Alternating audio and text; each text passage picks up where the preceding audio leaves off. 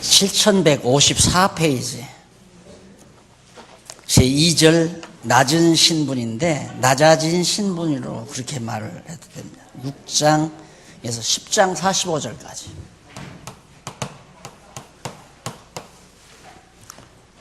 그러니까 본래 하나님과 같이 본래 높으신 신분인데 그것이 본래의 신분이죠. 하나님의 높으신 본래의 신분에 계신 분이 이제 낮아지셨다는 거죠. 인간의 몸을 입고 세상에 오셨으니까 낮아졌잖아요. 나중에는 십자가에 못 박혀 죽으신 다음 부활하시기 직전 음부까지 낮아지셔요. 가장 최고로 가장 높은 데서 가장 낮은 곳으로 예수님이 낮아지시는 거죠. 그 낮아지신 신분에 대한 의해서 예수가 그리스도이심을 증거하는 내용이 왜 그러냐면 결국 이제 우리를 구속하시기 위해서 우리 하나님의 백성들을 구속하시기 위해서 낮아진 신분으로 오시는 거죠. 그래 6장에서 8장 26절까지는 낮은 신분.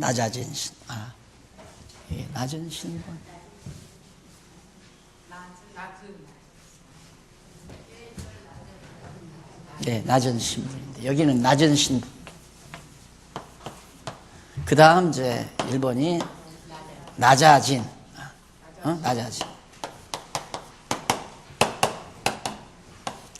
이게 뭐가 다른가? 낮은은 그냥 예수 그리스도가 낮은 신분을 가지고 계시는데 이제는 실제로 낮아지셨다. 인간의 몸을 입고 오셨다. 그것이 마가복음 6장에서부터 이하 8장 26절 6절까지. 그 다음에 이제 뭐 높아진 신분이겠죠. 자, 우선 거기 한번 보십시다. 낮아진 신분 가운데 배척당한 신분으로 성취하는 내용이 6장에 나와요.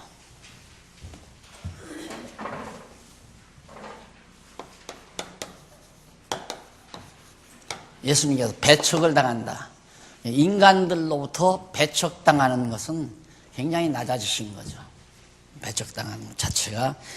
그래서 6장 1절로 29절 57페이지에 보면 배척당한 사실을 가르쳐 줍니다. 예수님께서 당신이 내가 배척당했다.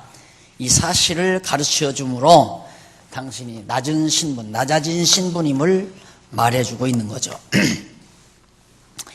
넘어가서 58페이지 7158페이지 위에서 세 번째 6장 1절로 6절에는 안식일에 고향 회당에서 가르치다가 배척당함을 보여줍니다.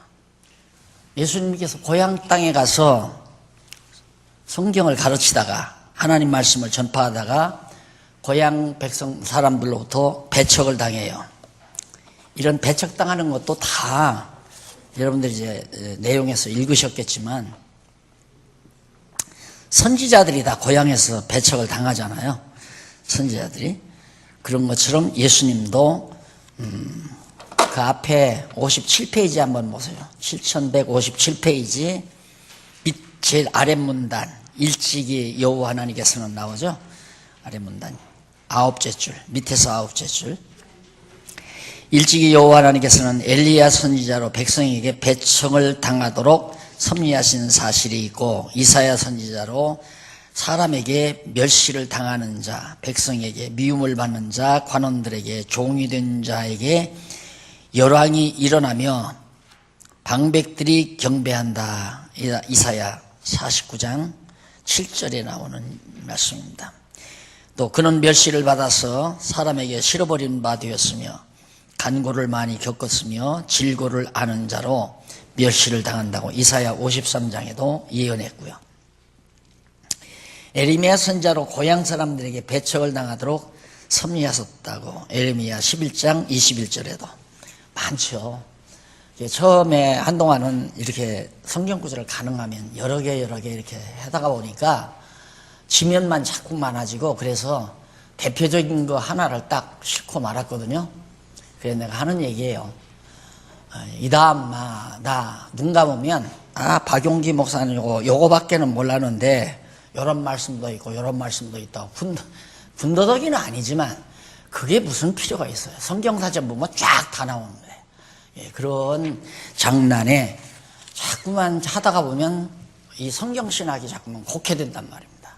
그래서 성경신학 자체만을 깔끔하게 이렇게 정리하려고 노력을 하고, 또 여러분 강의하는 과정에도 가능만 하면 군더더기를 안 붙이고, 군더더기라는 설교죠. 그거 안 붙이고 성경이 바로 이것입니다라고 심플하게 그렇게 전달하는 방법으로 지금 제 강의 스타일을 자꾸 바꿔나가는 거예요. 바꾸면서도 그래도 가끔 가다가 또 생각이 난 말이 열을 한번 올리고 그러는데, 이러지 말아야 되는데 다 하나님 뜻대로 돼가는 건데, 그래도 나도 인간이니까 자꾸만 열이 가끔 솟아요. 이렇게 성경은 분명한데 말되지도 않는 것 가지고 많은 영혼들을 이렇게 참 헷갈리게 만드는 사람들이 참 나쁜 사람들이고, 물론 나도 나쁜 사람이지만 속상하다는 얘기예요. 그래서 이제 열을 받는데 안 하려고 가능하면 노력을 합니다. 이해하고 들어주시기 바라고요. 배척당하면 밭에 이쪽 고향 땅에 가서 이제 예수님께서 가르쳤는데,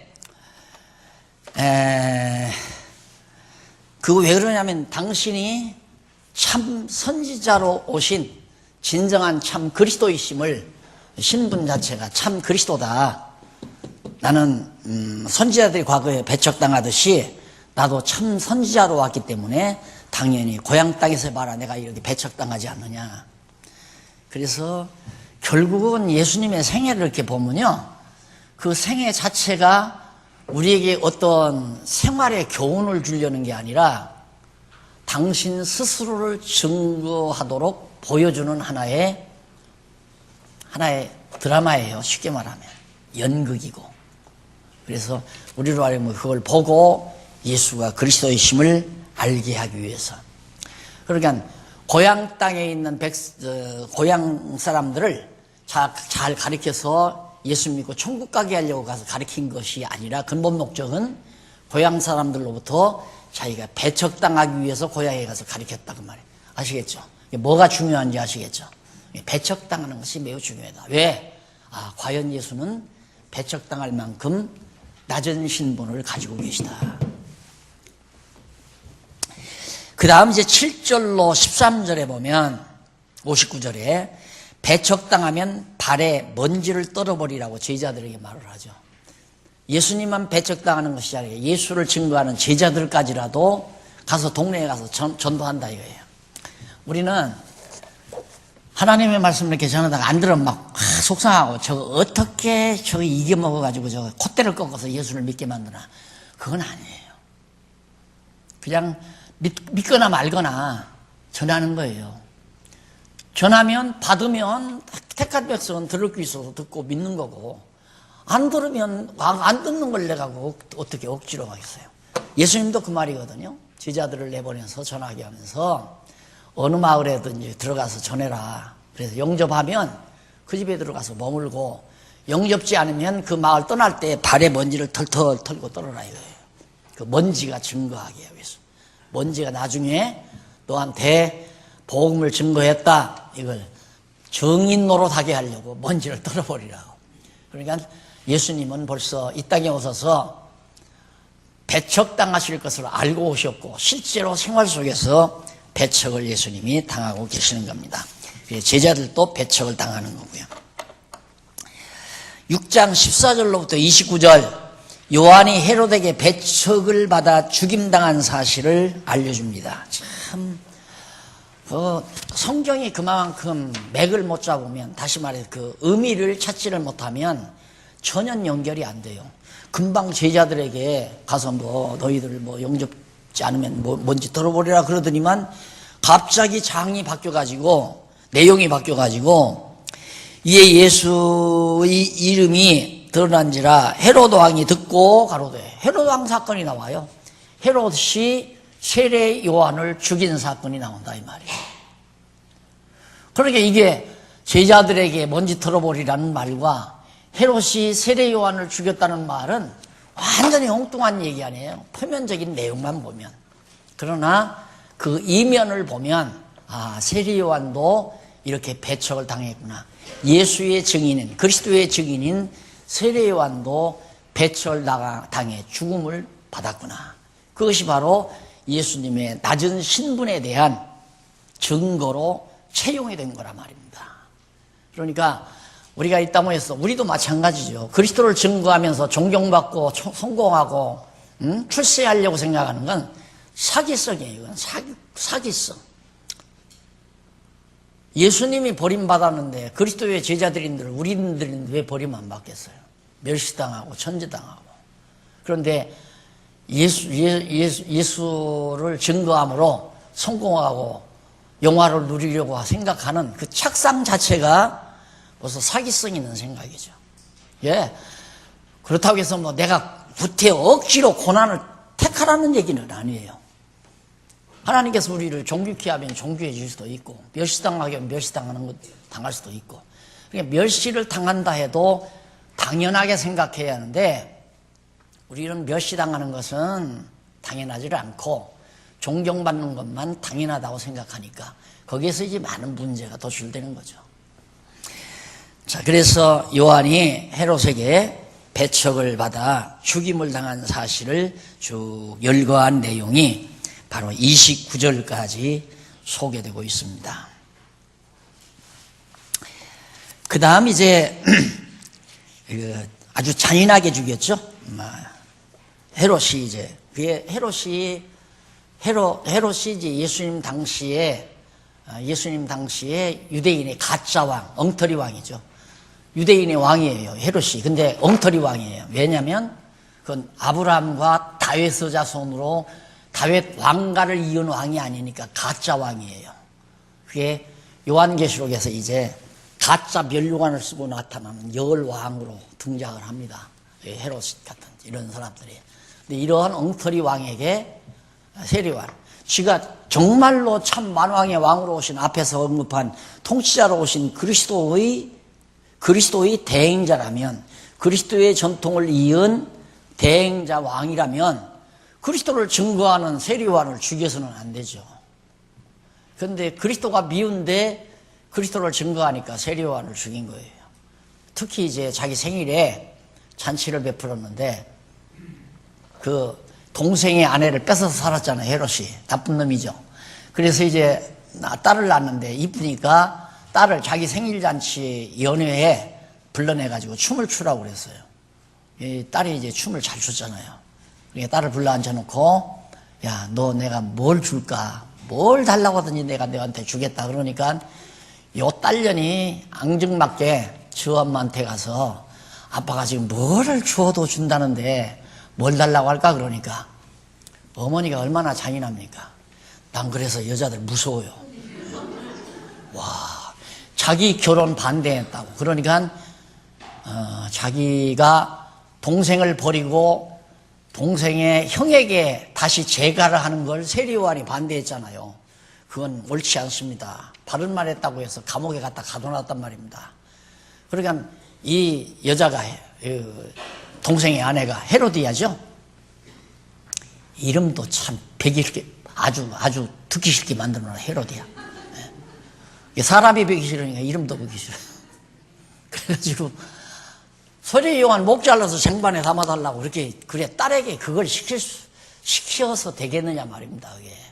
그렇게 해서 세례요한이 죽은 거예요. 버림받은 거죠. 자, 그 다음 넘어가서 표적으로 낮아진, 배척받는 이 낮아진 신문을 표적으로 준 거예요. 두 번째, 이건 이제 배척받는 행위죠. 행동으로. 그 다음 여기서는 표적으로. 그 표적 중에 첫 번째 표적이 뭐냐면 30절로 44절 배척당하나 오병이어의 표적으로 신분을 드러내어 증거하는 내용입니다. 예수님이 그렇게 배척을 당하지만 오병이어의 표적, 그 오병이어의 표적이 어떻게 예수님이 배척당하는 걸까? 참 도저히 불가능하죠. 이것 때문에 또 말이 많아요. 이런 것 때문에. 왜 오병이어의 표적이 배척당하는 데도 쓰고 뭐 어디에도 쓰이고 어느 경우도 쓰이고, 그것도 몰라요. 그래? 박용기라는 이름이, 용기라는 이름이 신분을 말할 때도 쓰고 직분을 얘기할 때도 쓰이고 다 쓰이잖아요. 그렇죠? 그렇게 간단한 걸 왜 그렇게 이해를 못하고 어떻게든지 갈고리 만나서 박용기 이거 강론지 쓴 건 내가 기어코 어디 고리를 하나 해서 빡 찢어내야 되겠다, 그런 앙증맞은 생각 때문에 그러는지 왜 그렇게 그걸 이해를 못해요? 안 그래요? 목사라는 신분도 그렇죠. 목사라는 신분도, 목사라고 하는 명칭도 신분을 말할 때도 그랬고 직임을 얘기할 때도 쓸 수 있고 그렇잖아요. 오병이어의 역사도 마찬가지란 말입니다. 예수님의 버려진 신분. 왜? 생명의 떡으로 예수님이 오셨잖아요. 오셔서 그걸 먹고 나머지 버리잖아요. 부스러기로. 버린 부스러기를, 여자가 말하기를 개도 주인의 상에서 떨어지는 부스러기를 먹습니다. 쉽죠? 그래서 의미가 관통이 되는 거예요. 와, 의미가 완전히 관통되잖아요. 여러분, 이런 거 하나 딱 눈 떠서 보여줬을 때 왜 여러분들은 춤을 안 추는지 몰라. 나는 춤 췄어요. 야, 이게 어떻게 내 눈에 보이나? 상상이 안 되는 거예요. 이게 어떻게 보이는지. 그러니까 이걸 좀 가르쳐주고 싶어가지고, 가르쳐줘도 하나 기뻐하지도 않아요. 좋아하지도 않고. 얼마나 답답해요. 이게 성경이 하나님 말씀이라는데 나는 왜 이게 너무 기뻤느냐면, 이 성경이라는 게 말씀, 하나님 말씀, 진리라는데, 이 진리. 이게 확증이 안 되니까 계속해서 자유주의 신학자들이 공격한단 말입니다. 성경이 말씀, 하나님 말씀이냐? 그렇다. 그럼 진리란 얘기지. 그렇다. 그럼 진리면 성경의 논리가, 일관된 논리가 있느냐? 그걸 물으면 입을 딱 다문단 말입니다. 그게 보수주의예요. 그것 때문에 그것으로부터 출발을 해서 유럽의 교회가 다 쓰러졌고, 미국 교회가 쓰러져 가고 있고, 지금 한국 교회도 그래서 쓰러지는 거예요. 대안이 없어요. 성경이 하나님의 말씀이라는 확증이 안 떨어지니까, 하나님 말씀이라면 진리고, 진리라면 분명히 일관돼야 되고, 일관성. 논리의 일관성이 있어야 되잖아요. 그런데 이 말했다 저 말했다로 다 얘기가 이해가 되니까 앞부분에서 세례요한 죽은 얘기하다가 갑자기 무슨 또 오병이의 역사가 또 나오느냐 이 말이에요. 그러니까 이 말했다 저 말했다. 그래 많은 학자들이, 성경 지자들이 마가가 아마 누구 걸 보고 썼을 거다. 이게 보고 썼으면 그대로 베끼하잖아요.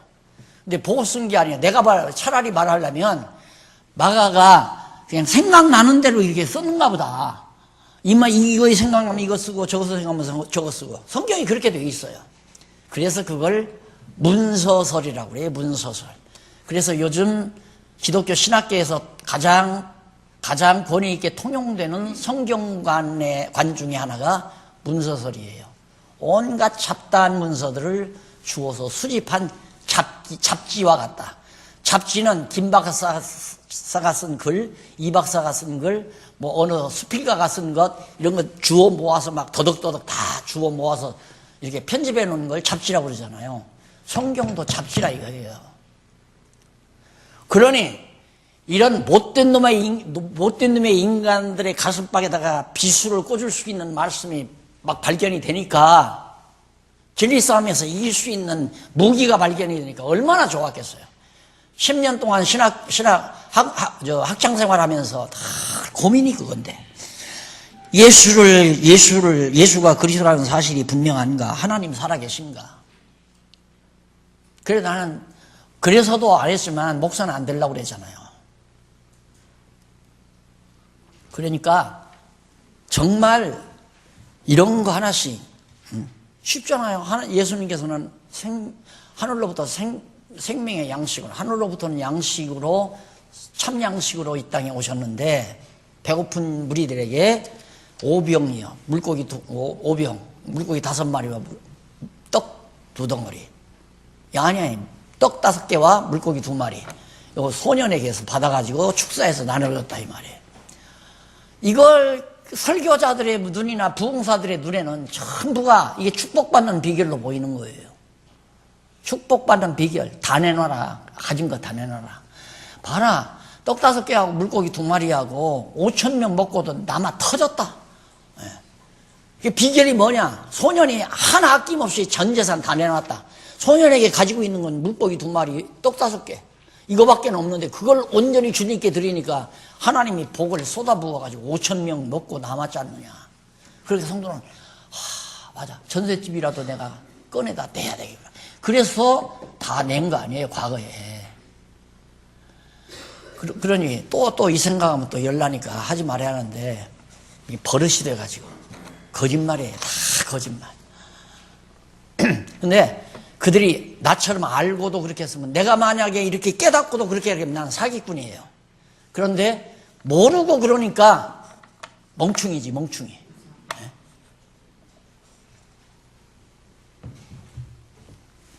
얼마나 논리가 잘 연결돼요. 먹고 12광주리가 남았다 이거. 12광주리가. 12광주리라는 건 뭐 간단하게 구태여 붙이지 않아도 12제자들이 이방 민족에게 나누어 줄 복음을 말하는 거예요. 복음.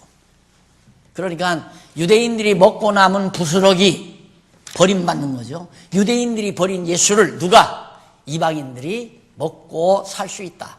그래서 가나안 여자가 이방 여자 아니에요. 그 뒤에 바로 나오죠, 아마? 여기는 안 나오네. 뒤에 아마 나오나. 가나안 여자가, 뭐 성경에 그런 내용이 나오죠. 가나안 여자가 자기 딸 고쳐달라고, 자기 뭐 딸인지 고쳐달라고 그러니까 나는 이스라엘 집에 잃어버린 양을 찾으러 왔다. 예수님이 그러니까 이 여인이 있다가 개도 주인의 상에서 떨어지는 부스러기를 먹습니다. 그러니까 짐승 같은 이방인도, 이방 여인이지만 저기서 먹고, 유대인들이 먹고 버린 부스러기를 먹고 살 수 있지 않습니까? 그러니까 예수님 극구 칭찬했잖아요. 그 말이 뭐 그렇게 대단하다고. 뭐 일상생활이 늘 있는 거 아니에요. 개가 뭐 먹고 살아요? 주인이 먹다 남은 부스럭지, 찌꺼기 다 먹고 살죠.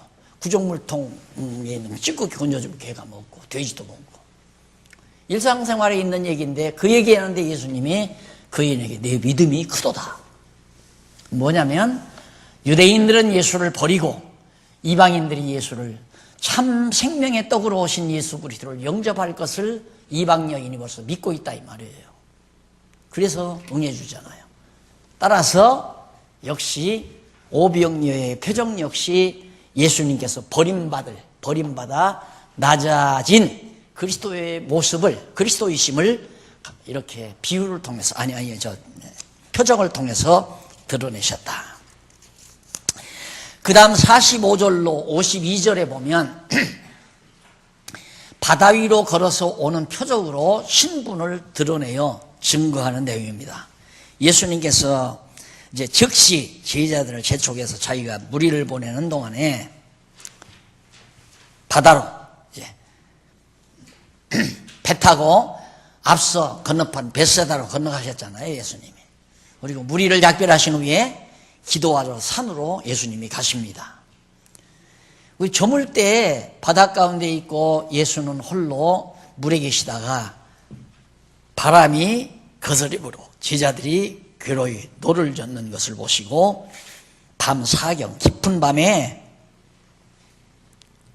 사경쯤 돼서 바다 위로 예수님이 저벅 걸어서 제자들에게 나타나신 거예요. 걸어오신 거예요. 그러자 제자들이 그의 바다 위로 걸어오시는 일을 보고 야, 저 유령이냐, 예수인 줄 모르고 유령인가 하여 소리를 지르니 저희가 다 예수를 보고 놀랍니다. 이 예수께서 곧 더불어 말씀하여 가라사대 안심하라, 내니 두려워 말라 하시고 51절 배에 올라 저희에게 가시니 바람이 그치는지라 제자들이 마음에 심히 놀라니 이는 저희가 그 떡 떼시던 일을 깨닫지 못하고 도리어 그 마음이 둔하여졌습니다. 아니, 오병이어의 역사, 여러분들 그 오병이어 역사, 야, 만약에 나는 그런 일이 있으면 나는 정말 생명 내다가 주를 믿는다 이럴지 모르게요. 근데 제자들은 그러지 않았어요. 그만큼 사람이 둔탁해요. 언젠가도 얘기했죠. 우리들 늘 기적을 보며 살죠. 항상 기적을 보며. 나 이 지구가 공중에 이렇게 둥둥 떠다닌다는 것도 이거 정말 놀라운 기적 아니에요? 이 멋있는 우주선을 하나님이 만들어서 타고 살면서도 하나도 감동을 안 해요. 근데 아이들 장난감처럼 우주선 만들어서 거기다 태워서 쾅 쏴가지고 대기권 밖에 가서 야, 참 우주 아름답다. 그럴 때는 감동을 하죠. 응? 우리가 이 하나님이 만들어 놓은 이 아름다운 우주선 뭐 타고 내릴 것 없이 항상 여기서 사는 이 우주선 타고 태양이 떠오르고 별이 뜨고 달이 뜨고 지고 꽃이 피고 열매가 맺고 이런 아름다운 기적을 늘 보면서도 우리는 감동이 없어요. 그 이유는 그만큼 둔탁해지다. 감정에 무뎌졌다. 조금 전에 오병이어의 역사를 보았는데 예수님이 그래요. 그 마음이 둔하여졌습니다. 마음이 둔하여졌습니다. 몰랐어요. 그런데 예수님은 당신이 하나님의 아들, 내가 이렇게 너희들하고 같이 돌아다니지만은 비록 이렇게 낮아진 모습으로 돌아다니지만 본래 내가 하나님이었다. 놀랄 정도로. 자, 그러면서 이제 옷가에 손대는 병자를 고치는 표적으로 신분을 증거하는 내용 53절로 56절에 나옵니다. 침상채로 들고 이제 메고나 거기 조금 읽어봅시다. 건너가 게네사렛 땅에 이르러 대고 배에서 내리니 사람들이 곧 예수신 줄 알고 그 온 지방으로 달려 돌아다니며 예수께서 어디 계시단 말을 듣는 대로 병든 자를 침상채로 메고 나오니 아무데나 예수께서 들어가시는 마을이나 도시나 촌에서 병자를 시장에 두고 예수의 옷가에라도 손을 대게 하시기를 간구하니 손을 대는 자는 다 성함을 얻으니라. 이게 표적이라 이 말이에요.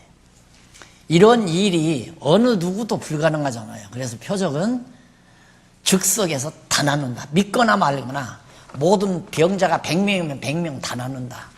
아마 예수님이 이런 지금 세상 나타나면 지금 대형 병원들, 대학병원들 다 문 닫고 다 망하죠. 대학병원 하나 문 닫으면 얼마나 많은 사람들이 먹거리를 잃습니까? 예? 가서 먹거리 취하고 사는데. 이게 표적이라고 해요. 예수님이 지금 이렇게 낮아졌지만 그런 표적을 통해서 당신이 낮아진 그런 그리스도의 모습을 보여주는 겁니다. 그 다음 7장에서 8장 26절까지 7장에서 8장 26절까지는 버림당하는 신분의 증거를 보여줍니다. 예수님께서 버림당한다.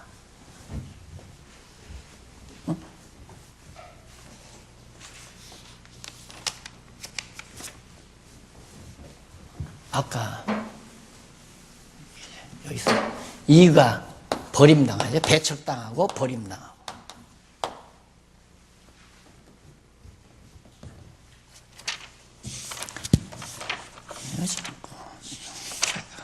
네, 맞아요. 배척당하고 배척당한 가운데 배척당한 사실 그리고 배척당한 표적 표적으로 증거하고 사실로 증거하고 그 다음 버림당하는 신분의 증거는 7장부터 나오는데 그 가운데 1절로 23절은 7장 1절로 23절은 버림당한 신분을 가르쳐서 증거하고 24절로 8장 26절은 표적으로 신분을 드러내고 이래서 예수가 버림당한 신분을 가지고 있음을 보여줍니다. 그럼 먼저 7장 1절로 23절 72페이지 버림당한 신분을 가르침. 여기서 먼저 가르침. 버림당한 신분을 예수님이 가르쳐요. 뭐라고 가르치냐면 1절로 13절에서 하나님의 말씀을 버린다는 책망을 통해 신분을 증거하는 내용입니다. 너희들이 하나님의 말씀을 버린다. 이 책망을 통해서 당신이 말씀으로 오신 참 버림당하는 신분임을 보여주고 있는 얘기죠. 자, 우선 1절로 5절에 보면 이쪽 73페이지 성경본문 말고 세 번째 줄, 예수님의 제자들이 장로의 유전을 준행치 않는 잘못을 바리새인과 서기관들이 예수께 추궁하는 그런 내용입니다. 바리새인과 서기관들이 예수님 앞에 모였어요. 모여가지고 물론 이들은 예수님의 활동을 저해하기 위해서, 예수님의 활동하는 것을 막기 위해서 모여온 겁니다. 그들은 예수님의 제자 중 몇 사람이 부정한 손, 곧 씻지 아니한 손으로 떡을 먹어요. 이 떡을 갖다 놓으니까 손을 가서 씻고 먹어야 하는데 그냥 먹는단 말입니다. 그러니까 그걸 책 잡는 거예요. 그래서 이게 뭐 하나라도 예수님을 책을 잡아서 이제 긁어내리려고 하는 이런 악랄한 생각이 바리새인과 서기관들에게 있었던 거죠. 그러니까 예수님께서 하시는 말씀이 너희들이 지금 그렇게 하는 것은 장로들의 유전이라는 게 뭐냐면 산헤드림 공회가 만들어 놓은 그 법령 있잖아요. 그게 유전이에요. 그게 한 3,000조항이 된다고 그러죠. 그러니까 그렇게 종교 지도자들, 유대교 지도자들이 백성들을 꼼짝 못하게 법을 만들어 놓은 거예요. 법으로 꽉 묶어 놓은 거예요. 그렇게 해서 이제 그걸 가지고 예수님의 제자들을 책 잡으니까 너희들은 인간의 유전으로 그렇게 사람을 갖다가 얼검해 가지고 도리어 하나님의 말씀을 배척한다. 하나님의 말씀을 배척한다는 말은 하나님의 말씀이 육신이 되어 오신 예수님을 너희들이 배척한다 그 말이에요. 나를 왜 배척하느냐. 그거 장로들의 유전을 지키기 위해서 나를 왜 그렇게 배척하느냐 그 말이에요. 그렇게 해서 예수님이 버림당하는, 너희들이 나를 버리고 있다는 것을 가르쳐주고 있는 거죠. 그러니까 배척당한다는 말과 버림당하는 말은 같은 맥락에서 이해될 수 있는 얘기입니다. 그러나 억양이 좀 뉘앙스가 조금 다르죠. 배척당한다. 그 다음에 이제 넘어가서 6절로 13절에 보면 74페이지 위에서 9째 절, 이사야의 글로 바리새인과 서기관들이 하나님의 말씀을 버린다고 책망하심으로 증거하십니다. 거기 보면 이 외식하는 자들아, 6절 성경 본문 한번 보십시다.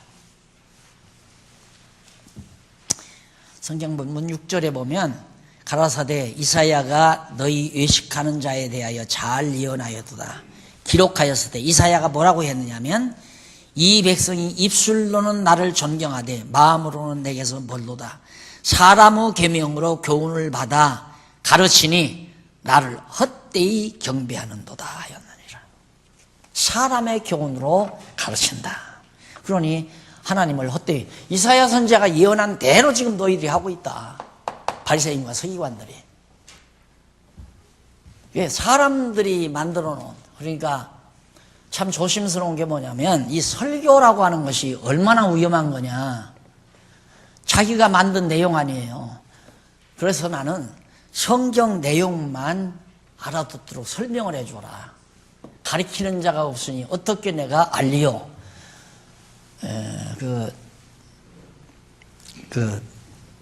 네시가 예루살렘에 갔다가 마차를 타고 이제 내려가는 길 아니었습니까? 그때 이제 성령께서 빌립을 글로로 보냅니다. 네시에게.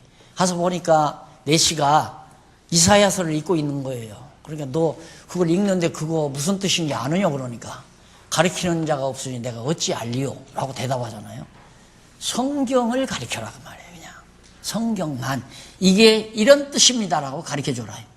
지금 여러분들도 그러잖아요. 물론 이제는 책을 다 썼으니까 여러분들이 책만 읽어도 다 알죠. 그래서 읽고 오라는 거예요. 책을. 그래야 여러분들이 이 다음 또 안 넘어가요.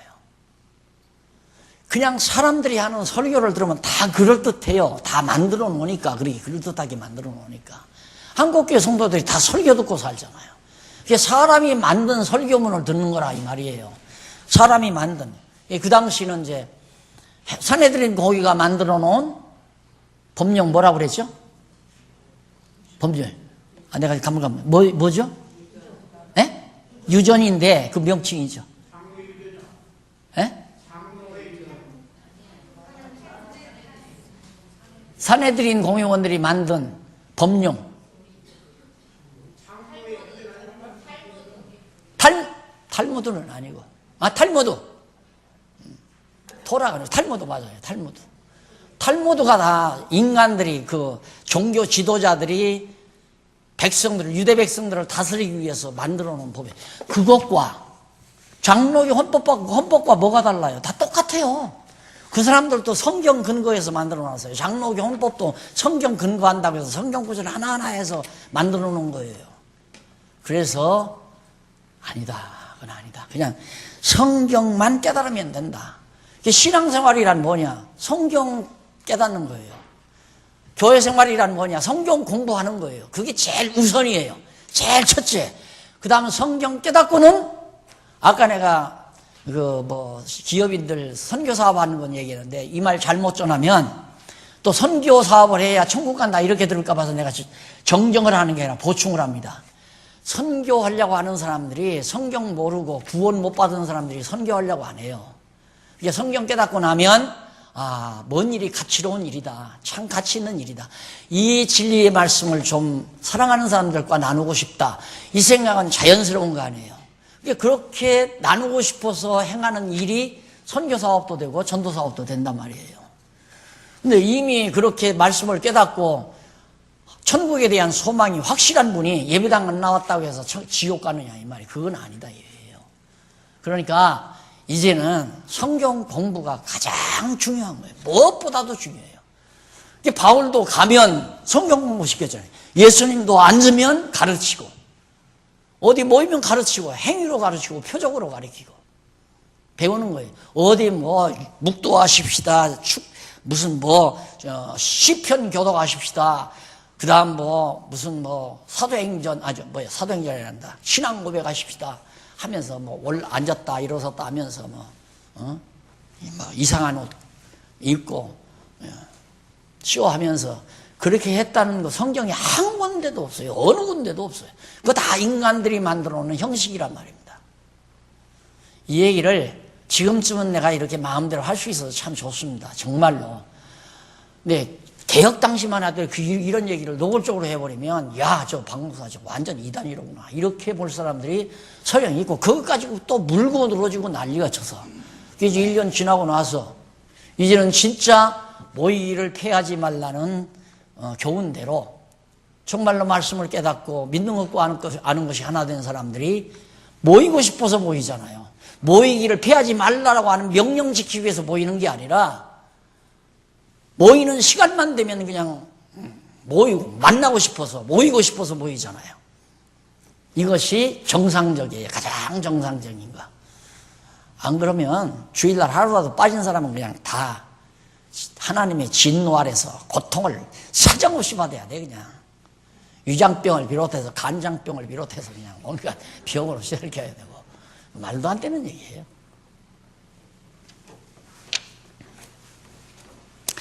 자, 그 다음 7장 14절로 23절에 보면 비유를 들어서 버림당하는 말씀의 신분을 드러내는 내용입니다. 무슨 비유냐면 무리를 다시 불러 이르시되 너희는 다 내 말을 듣고 깨달으라. 무엇이든지 밖에서 사람에게로 들어가는 것은 능히 사람을 더럽게 하지 못하되 손 씻지 않고 음식 먹는다고 책 잡는 바리새인과 서기관들에게 하는 얘기야. 사람 안에서 나오는 것이 사람을 더럽게 하는 것이니라.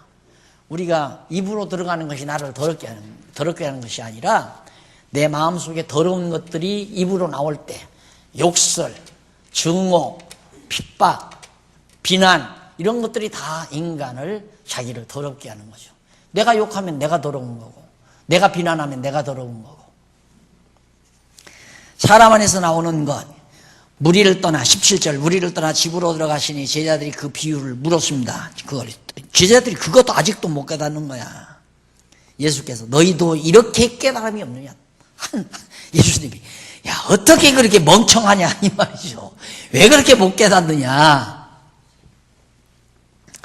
무엇이든지 밖에서 들어가는 것이 능히 사람을 더럽게 하지 못함을 알지 못하느냐. 이는 마음에 들어가지 아니하고 배에 들어가 위로 들어가서 창자를 통해 뒤로 다 나가버린다. 입으로 들어간 건. 그러나 사람에게서 나오는 그것이 사람을 더럽게 하느니라. 속에서 곧 사람의 마음에서 나오는 것은 뭐냐면 악한 생각, 음란, 도적질, 살인, 간음, 탐욕, 악독과 속임과 음탕, 흘리기는 눈과 회방, 교만, 방패니, 광패니 이 모든 악한 것이 다 인간의 속에서, 인간의 부패성 속에서 다 나오는 거다. 이 말을 하면 여러분 도둑질하지 말아야 살인하지 말아야 된다. 이것도 교훈하려고. 아니에요. 그냥 우리 안에 다 있어요. 이게 천하없이 예수를 믿어도 우리 안에 다 그냥 있는 거예요. 그것이 때에 따라 농도 따라 드러나지 않고 안 드러나고 드러나고 하는 것뿐이지 예수 믿으면 이 모든 더러운 것, 마음에 있는 더러운 것이 다 없어지는 거 아니에요. 그대로 다 있어요. 농도차는 있죠. 우리의 성령의 소욕이 자라나면, 영의 소욕이 자라나면 육체의 소욕을 짓눌러서 행동으로 드러나지 않게 하는 것뿐이지 우리 인간 마음속에는 타락한 속성 그대로 누구에게나 다 있습니다. 그러니까 남을 비난하고 욕하는 것은 자신을 모르는 태도가 되는 거죠. 이런 것을 통해서 바로 그 교훈, 비유를 들어서 버림당하는 말씀의 신분을 드러내는, 예수님의 말씀을 못 깨달아요. 여전히 아무리 가르쳐줘도. 그래서 결국 바리새인들과 서기관들이 예수님의 말씀 버리고 도리어 자기들이 만들어 놓은 그런 인간의 법령, 이걸 가지고 사람을 휘어잡는다. 그 다음 표적으로 신분을 드러내는 것이 24절로 8장 26절까지 나옵니다. 거기 보면 24절로 30절에서는 어린 딸의 귀신 쫓는 표적으로 신분을 드러내어 증거하는 내용입니다. 어린 딸 귀신을 내쫓아요. 귀신을 내쫓으면 굉장히 높으신 신분인데 거기 나오잖아요. 아까 본래 신분 높은 분이신데 지금 인간으로 오셔서 인간 몸을, 인간의 육체를 입고 이 세상에 오신 그런 낮아진 신분이지만 내가 이만큼 귀신도 지배하는 능력을 가진 분이다라고 하는 걸 증거하는 얘기입니다. 그러니까 사람들은 이해가 안 가는 거예요. 저분이 도대체 누구이기에 낮아지셨으니까 몰라보는 거 아닙니까? 그래서 증거하는 내용이고, 그 다음 귀먹고 어눌함을 고친 표적으로 당신의 신분을 드러내는 내용입니다. 귀먹고 어눌한 신분, 병마를 지배하는 내용이죠. 그 다음 8장 1절로 10절에도 7병2여 떡 7개와 2마리 물고기로 표적으로서 무리에게 신분을 드러냅니다. 버림당하신 분. 맞죠? 그것도. 그러니까 먹고 몇 광주리가 남아요, 거기는. 4,000명이 먹고 이제 부스러기가 남잖아요. 그러니까 버림당하지만은 그것이 이제 이방인들에게 먹히는 생명의 양식이 된다는 것을 보여주기 위한 것. 그래서 5병이거나 7병이거나 이 모두가 다 그리스도의 버림당하실 신분에 대한 모습을 우리에게 잘 보여주는 표적입니다. 그 다음 이제 11절로 21절은 8장 21절은 표적을 구하는 바리새인과 못 깨닫는 제자들을 책망하는 내용입니다. 표적을 11절로 13절에서는 예수님을 시험을 해요. 바리새인과 서기관, 바리새인들이 뭐라고? 우리에게 좀 표적을 좀 보여달라. 한번 읽어보실까요? 바리새인들이 나와 예수께 힐난하며 그를 시험하여 하늘로 쏘는 표적을 구했습니다. 한번 표적을 좀 드러내봐라. 예수께서 마음속에 깊이 단식하며 가라사대 어찌하여 이 시대가 표적을 구하느냐? 내가 진실로 너희에게 이르노니 이 세대에게 표적을 주시지 아니하시리라. 이 세대에게 표적을 주시지 아니하시리라고 저희를 떠나 다시 배에 올라 건너편으로 가시니라. 제자들이 떡 가져오기를 잊었음에 배에 떡 한 개와 저희에게 떡 한 개밖에 없었더라. 예수께서 경기하여 가라사대 삼가 바리새인들의 누룩과 헤롯의 누룩을 주의하라. 바리새인들의 누룩, 교훈을 말하는 거죠. 누룩은. 그러니까 저 그리스도를 배척하는, 그리스도를 버리는, 대적하는 저 바리새인과 헤롯, 이게 요한계시록을 해석하는 가운데 중요한 인물로 헤롯이 등장을 합니다. 그러니까 그 헤롯, 이게 바로 그리스도를 대적하는 세력이에요. 아주 적극적으로 대적하는 세력이죠. 헤롯은 왕관을 쓴, 벨류관을 쓴 열불짐승 연계로 나타나고, 그 다음 바리새인들은 바로 땅에서 올라온 두뿔짐승으로 이렇게 드러난 종자들이에요. 그들이 다 그리스도를 대적하는 종자들입니다. 그래서 역시 버림받는 걸 예수님이 가르쳐 주잖아요. 그 다음에 22절로 8장 22절로 26절 소경을 밝히 보기 위한 표적으로 예수님 당신의 신분을 드러내는 내용인데, 베세다에 이르러 사람들이 소경 하나를 데리고 예수께 나와 손대시기를 구하거늘 예수께서 소경에 손을 붙드시고 마을 밖으로 데리고 나가서 눈에 침을 뱉으시며 그에게 안수하시고 무엇이 보이느냐 물으시니 우러러보며 가로되 사람들이 보이나이다. 나무 같은 것들이 걸어가는 것을 보나이다 하거늘 이에 그 눈에 다시 안수하심에 저희가 주목하여 보더니 나아서 만물을 밝히 보는지라. 예수께서 그 사람을 집으로 보내시며 가라사대 마을에도 들어가지 말라 하시니라. 눈먼 소경을 띄워야 이사야 선지자가 예언한 대로, 그 내용 이제 읽어보시면 알 거예요. 이사야 선지자가 소경의 눈을 띄운다고 예수님이, 이사야 선지자가 약속한 대로 예수께서 소경의 눈을, 이사야 35장 5절에 나오죠. 거기 85페이지 7185페이지 밑에서부터 7째 줄 뒷부분에 보면 이사야 35장 5절입니다. 이 내용은 그 윗절 바로 뒤에 보면 일찍이 이사야 선지자가 회복의 때에, 그래 예수 그리스도가 오실 때에 소경의 눈이 밝아질 것이라고 예언한 사실이 있죠. 그것이 이루어진 겁니다. 선지자의 예언이 이루어졌단 말은 예수가 결국 정말 높으신 하나님의 아들 그리스도인데 버림을 받아 이 땅에 인간으로 버림을 받아 오셨기 때문에 사람들이 몰라보고 또 도리어 사람들이 버리게 되고, 그래서 버림받아야 되기 때문에 또 예수님이 소경을 보이게 할 때, 소경의 눈을 띄울 때 모든 사람이 보는 앞에서 딱 손으로 살살 만져가지고 그냥 띄워버리면 얼마나 좋겠어요. 마을 밖으로 데리고 나가잖아요.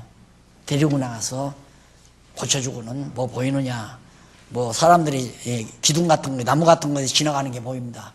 다시 해서 밝히 띄워주고 나서 저 마을로 들어가지 말아라. 마을로 들어가면 예수님이 소경 눈 띄웠다는 게 드러나니까 버림받아야 된다 이 말이. 예수님은 버림받아야 되는데 예수가 그리스도의 힘이 다 드러나 버리면 바리새인들과 서기관들이 예수를 고발을 안 할 거고, 그러면 제사장과 장로들이 예수를 빌라도에게 넘기지 않을 거고, 빌라도에게 안 넘기면 예수가 십자가에 못 박아 죽지 않잖아요.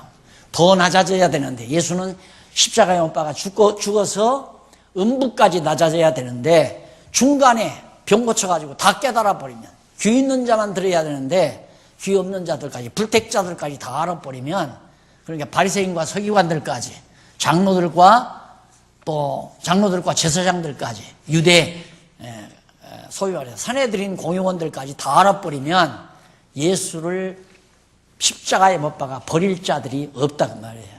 버림받기 위해서 다 숨기는 겁니다. 너무 틀림없죠.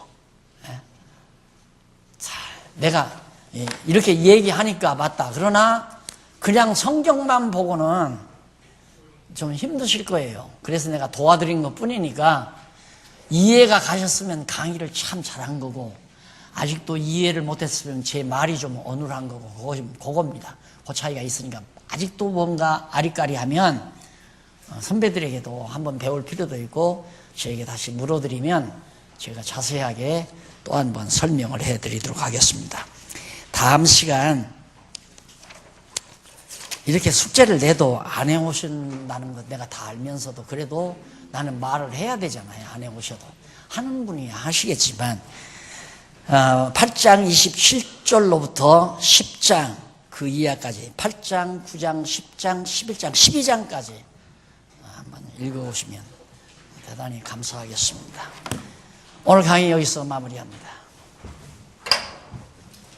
기도하시겠습니다. 아버지 하나님, 귀 있는 자 들으라 하시더니만 눈 뜨고 보게도 하신 하나님의 사랑을 진심으로 감사합니다.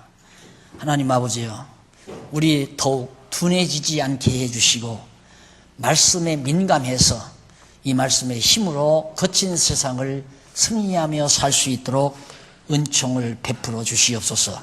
예수님 이름으로 기도드립니다. 아멘.